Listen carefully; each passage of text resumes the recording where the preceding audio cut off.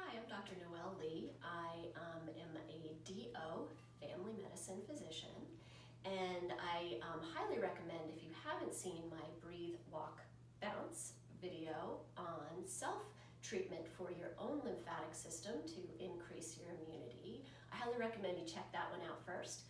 But this one is on rib raising, which is a very simple osteopathic technique that you can use on a family member who maybe is having a little bit of respiratory symptoms. When we do this as osteopaths, it's a little bit more extensive and in-depth, but this very simplified version is something that is safe and easy for you to do at home. So this is Andrali Horn, my husband, who is going to be my osteopathic patient today. Thank you. So for starters, I just want to show you the part of the body that we'll be working on, because when we're actually treating, he'll be laying on the table face up and you won't be able to see where my fingers are. So turn around, please. Okay, so the rib cage covers your entire thoracic spine, which is your middle spine from T1 through 12, which is approximately here.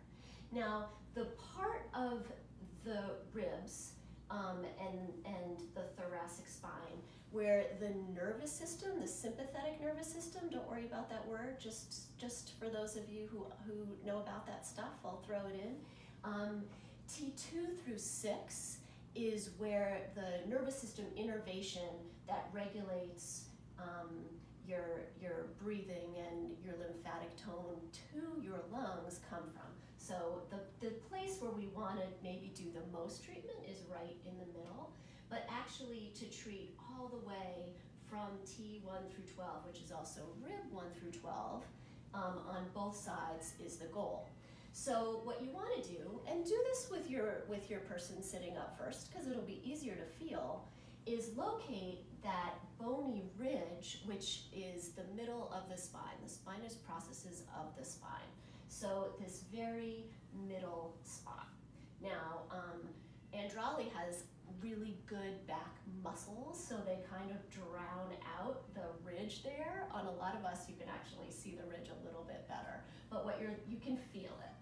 And then the place where your fingers are going to be is you find that ridge and you come just off to the side in this kind of hunky muscle that runs up and down both sides of your spine, the paraspinal muscle.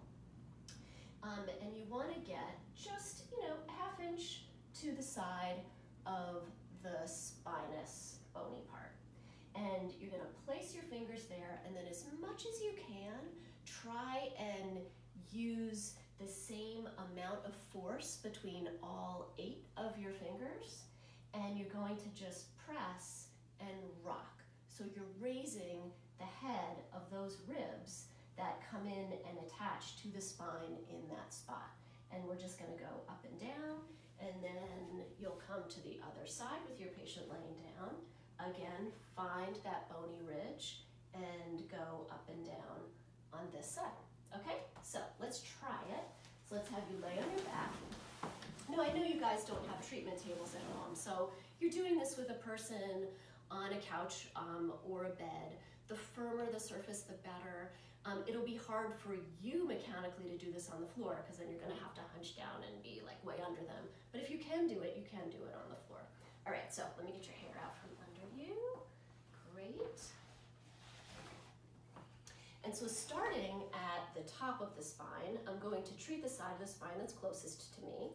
So I'm going to inch my fingers under here. You can ask your patient to lift up a little bit so you can get up under there. And again, with my fingertips, I'm finding that bony spinous process, which is the very middle of the vertebrae. And then moving my fingers towards me, just about ½ inch, lined up next to each other. And then using some pressure and using a very gentle, almost bouncing motion. And again, called rib raising. So now, if you look, he's going to show you what I'm doing with my fingers. Go ahead. Yeah, okay, good. So now, if you look at his chest, it's such a micro movement. but see if you can see it. Yeah, so that's about how much motion you want to get in there. And if you're not used to this, your fingers will get tired very fast, and that's okay. You want to do it in one spot for 20, maybe 30 seconds. And just get a little movement into the rib cage. Just stimulate the nerves that are entering at that area. And this can just help with getting more air into the lungs and just calming down that bronchospasm that happens with cough. So again, about 20 seconds on each spot. You do about 3 different spots to get up and down the whole thoracic spine. So I'm going to move down just a little bit here. Again, find my spinous processes, move over about ½ an inch towards me, line my fingers up, try and put about as much pressure across each finger, and take a deep breath yourself, and just very, very gentle bouncing motion.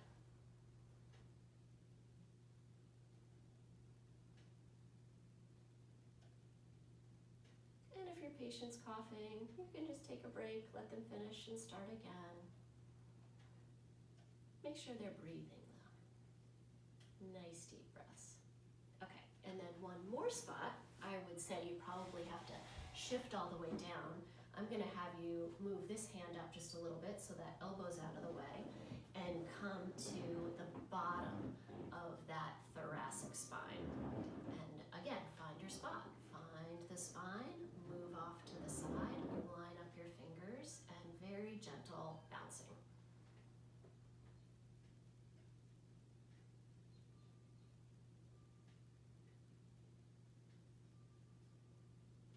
And so another really simple rib technique that use on kids all the time, because kids love to be rocked, but really, don't we all love to be rocked? Just like you were rocking a baby to sleep, just very gently putting your whole hand on the rib cage and just rocking.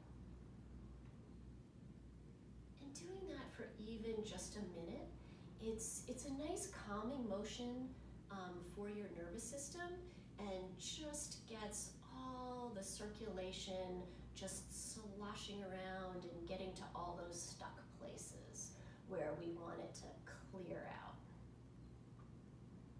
And so then you would come around to the other side and do the other side of the spine again in 3 different spots. So that is very simple rib raising that you can do at home for a family member or friend who is on self-isolation with you. And it might help the cough clear a little bit faster. So thank you for joining me today. Again, I'm Dr. Noelle.